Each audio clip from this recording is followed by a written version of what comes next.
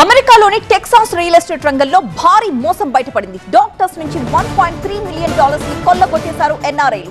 వారిని దోషులుగా తేల్చింది అమెరికాలోని కాలిన్ కౌంటీ జ్యూరీ. ఎన్ఆర్ఐలు విజయ్ బొర్రా, రమాప్రసాద్లను దోషులుగా తేల్చింది కోర్టు. బాధితులకు భారీ పరిహారం చెల్లించాలని జడ్జి తీర్పు చెప్పారు. మరొక వైపు అమెరికా స్టాక్ మార్కెట్ల నియంత్రణ సంస్థ కూడా రంగంలోకి దిగింది. ఈ కేసులో తదుపరి దర్యాప్తుపై ఉత్కంఠ నెలకొంది. అసలు ఈ స్కామ్ లో మోడస్ ఆపరెండి ఎలా ఉందో ఒకసారి చూద్దాం. నిందితులు ఫ్రిస్కోలో 51 ఎకరాల కమర్షియల్ స్థలం కొనుగోలు పేరుతో డాక్టర్స్ యశ్వంత్, వర్ష, చైతన్యల నుంచి భారీగా డబ్బులు వసూలు చేశారు. ఒక్కో షేర్కు $1,00,000 కట్టించుకుని అగ్రిమెంట్స్ ని ఇష్టారీతన మార్చేసి భారీ మోసానికి తెరతీశారు. ఇన్వెస్టర్ల డబ్బును దారి మళ్లించి తమ సొంత లీగల్ ఖర్చుల కోసం వాడుకున్నారని విచారణలో బయటపడింది. బాధితుల వాటాలను తగ్గించడానికి రహస్యంగా బినామీ ఇన్వెస్టర్లను చేర్చి పక్కా ప్లాన్ తో మోసం చేశారు.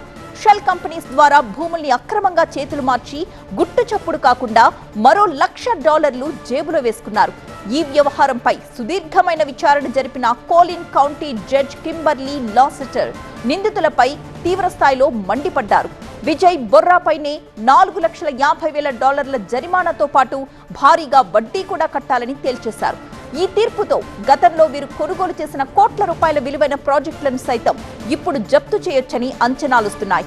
నమ్మకంతో పెట్టుబడులు పెట్టిన తోటి భారతీయులకే ఇలా టోకరా వేయడం డల్లాస్ ఎన్ఆర్ఐ వర్గాల్లో ఇప్పుడు తీవ్ర కలకలం రేపుతోంది.